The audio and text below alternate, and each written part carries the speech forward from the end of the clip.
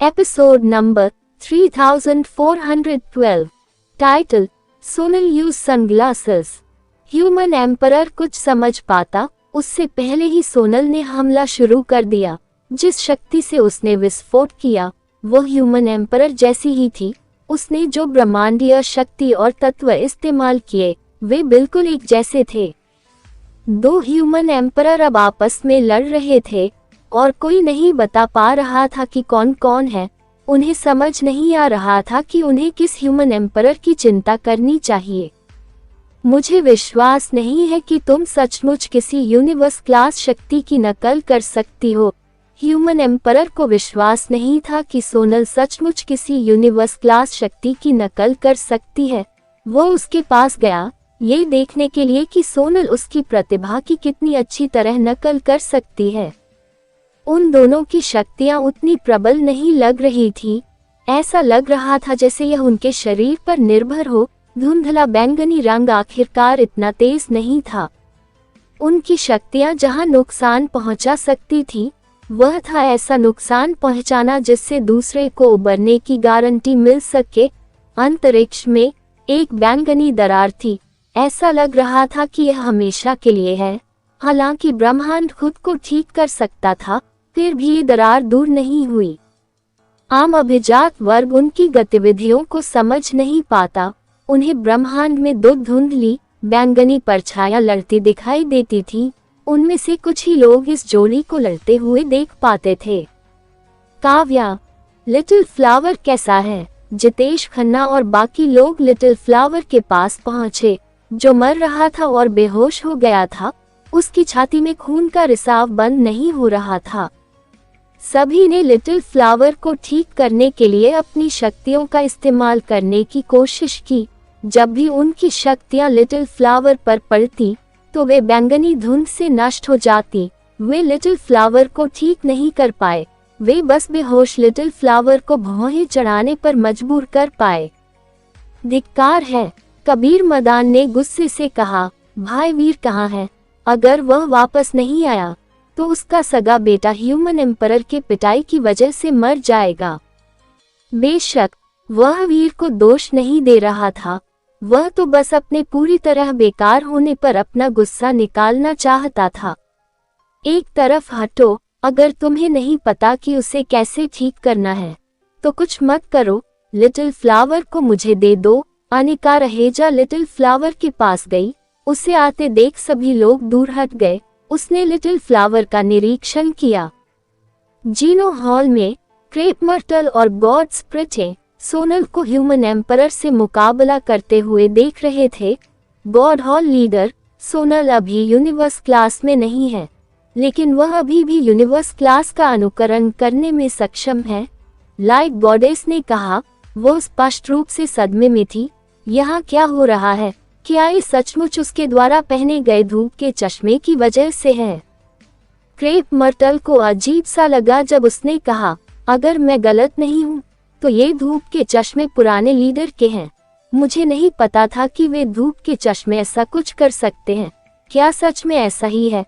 Light goddess और दूसरी God स्प्रिटे वहां देखने लगी। वे सचमुच उन धूप के चश्मों जैसे लग रहे थे जो पुराने लीडर पहनते थे। जिस तरह क्रेप मर्टल को नहीं पता था उसी तरह किसी और को भी नहीं पता था कि धूप के चश्मों में ऐसी कोई शक्ति होती है। मोमेंट गॉड वास्तव में हो रही लड़ाई को नहीं समझ पाए इसलिए उसने कहा, बिल्कुल उसी प्रकार के शरीर और शक्ति के साथ मुझे विश्वास है कि सोनल ह्यूमन एम्परर को हरा सकती है। सिद्धांत के अनुसार कोई भी विजेता हो सकता है। समान शरीर और समान शक्ति के साथ मूल रूप वाला बेहतर होना चाहिए। लेकिन ह्यूमन एम्परर का शरीर एंडरसन सैनी के शरीर और आत्मा के साथ मिल गया है। वह अभी अभी यूनिवर्स क्लास में पहुंचा है। निस्संदेह वह अभी भी इसे सीख रहा है। हमारे लिए ये समझना मुश्किल है कि उनमें से कौन विजेता हो सकता है। जब वे बातें कर रहे थे क्रेप मर्टल ने उन्हें अंतरिक्ष में लड़ते हुए देखा। उसने एक व्यंग्यात्मक मुस्कान बिखेरी और कहा, इस जोड़ी में से चाहे जो भी इस लड़ाई में जीत जाए ब्रह्मांड को हुए नुकसान की भरपाई शायद कभी नहीं हो पाएगी। अब यूनिवर्स में और भी छेद हो जाएंगे। केओस लेडी ने लड़ाई को अजीब नजरों से देखा। उसे पता था कि ये धूप का चश्मा पुराने लीडर का है। पुराना लीडर इसे अक्सर पहनता था, लेकिन अचानक उसने पहनना बंद कर दिया। ये सिर्फ एक धूप का चश्मा था, इसलिए उसे पहले इसका एहसास नहीं हुआ। अब वह समझ पाई कि यह वही धूप का चश्मा था जो सोनल ने पहना था। उन धूप के चश्मों में एक भयावह शक्ति थी। वे यूनिवर्स क्लास शक्तियों का अनुकरण करने में सक्षम थे। केओस लेडी को इस तरह के विकास की उम्मीद नहीं थी। केओस लेडी और क्रेप मर्टल सोनल और ह्यूमन एम्परर के बीच फर्क कर पा रहे थे। वे इस बात से बहुत खुश थे कि चीजें किस तरह बदल रही थीं। मून गॉड भी ये लड़ाई देख रही थी। हालांकि वह बहुत शक्तिशाली थी, फिर भी वे दोनों योद्धाओं को ठीक से पहचान नहीं पा रही थी। उन्होंने राजेंद्र ताई से पूछा, क्या हो रहा है? राजेंद्र ताई ने कहा, सोनल ने बढ़त हासिल कर ली है। लगता है कि पुराने लीडर और गॉड केओस पार्टी की पुरानी लीडर की असली बेटी ज्यादा ताकतवर है। मून गॉडेस ने कहा, आखिरकार उसके जीन ह्यूमन एम्परर से बेहतर ही होंगे, जो हमेशा से एक उपोत्पाद ही रहा है। बेचारा ह्यूमन एम्परर जो इतना कुछ झेल रहा है। राजेंद्र ताई ने कहा, सोनल अभी भी हारने वाली है। ऐसा क्यों? मून गॉडेस ने आश्चर्य से उससे पूछा। आखिरकार वो सचमुच यूनिवर्स क्लास की नहीं है। राजेंद्र ताई ने कहा, वो ह्यूमन एम्परर की नकल करने के लिए चश्मे का इस्तेमाल करती है। इसके लिए उसे बहुत ताकत खर्च करनी पड़ती होगी। ऐसी हालत में वह ज्यादा देर तक नहीं टिक पाएगी। ऐसे में क्या किया जा सकता है? जेनो हॉल ने अभी तक कोई कदम नहीं उठाया है। वह क्रेप मर्टल सोनल को ह्यूमन एम्परर से लड़ने में मदद नहीं करेगा। क्या जेनो हॉल खुशी खुशी उसके साथ डूब जाएगा? क्या उस बूढ़े को ये भी समझ नहीं आता? मून गॉडेस ने बोलते हुए अपनी भौहें चढ़ाई। राजेंद्र ताई ने कहा, वह दांव पर लगी चीजों को किसी से भी ज्यादा समझता है, लेकिन वह ये भी समझता है कि कौन जीतता है। उसके और मेरे जैसे लोगों को भी आगे बढ़ने के लिए अभी आधा कदम और चलना पड़ता है। हम असली यूनिवर्स क्लास विरोधियों से नहीं लड़ सकते। अब वहां जाना आत्महत्या करने जैसा है। तो क्या वह बस चुपचाप बैठा रहेगा और कुछ भी मदद नहीं करेगा? मून गॉडेस इस बात से बहुत खुश नहीं थे। जाहिर है उसे समय रहते कुछ करना होगा। राजेंद्र ताई ने कहा, उसे ह्यूमन एम्परर से सीधे लड़ने की जरूरत नहीं है। उसे यूनिवर्स को खोलने के लिए तैयार रहना होगा। यूनिवर्स को पुनः चालू करना? मून गॉडेस ने आश्चर्य से पूछा। हाँ, अगर सोनल हार जाती है तो यूनिवर्स को रीबूट कर दो। राजेंद्र ताई ने कहा, ह्यूमन एम्परर को रोकने के लिए यही उसका आखिरी उपाय होगा। हालांकि ये कहना अभी मुश्किल है कि यह तरकीब काम करेगी या नहीं। आखिरकार ह्यूमन एम्परर के शरीर में रीबूट क्लास का खून तो है ही। यूनिवर्स को रीबूट करना भी शायद उस पर काम न करे। मून गॉडेस चुप रही। उसने एक शब्द भी नहीं कहा। अगर राजेंद्र ताई ने कहा था कि क्रेप मर्टल का ह्यूमन एम्परर से लड़ना व्यर्थ है, तो यह व्यर्थ था। अब उन्हें प्रार्थना करनी थी कि सोनल हार न जाए।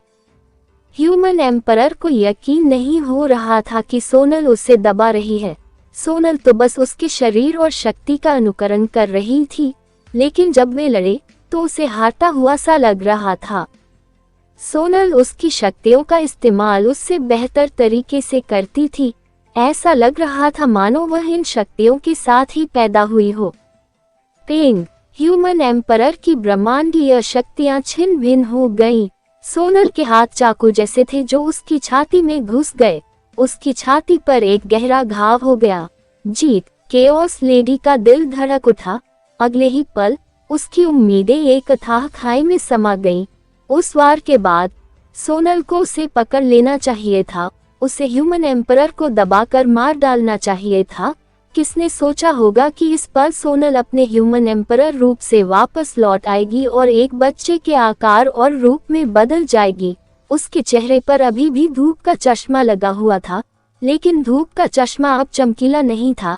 ऐसा भी लग रहा था मानो उसका शरीर अभी अभी पानी से बाहर लाया गया हो। उसका चेहरा इतना पीला पड़ गया था कि ऐसा लग रहा था मानो वह किसी भी समय गिर पड़ेगी। उसकी कमजोर हालत से पता चलता था कि उसकी शक्ति बहुत अधिक समाप्त हो चुकी थी। ह्यूमन एम्परर इस बात से बेहद खुश था और अब वह ये सोचकर झिझकने वाला नहीं था कि आगे क्या करना है। उसने अपनी पूरी शक्ति लगाकर कमजोर सोनल पर मुक्का मारा। बैंगनी रंग की शक्ति में एक अकेला प्रकाश था जिसने सब कुछ नष्ट कर दिया। वह सीधे सोनल के सामने आ गया। सोनल बहुत थक चुकी थी। वह आने वाले घूंसे से बच नहीं पा रही थी। ऐसा मत करो, लिटिल काव्या और केओस लेडी एक साथ चिल्लाए, लेकिन वे कुछ नहीं कर सकते थे। सोनल और ह्यूमन एम्परर की लड़ाई स्पेस गार्डन के इलाके से पहले ही निकल चुकी थी।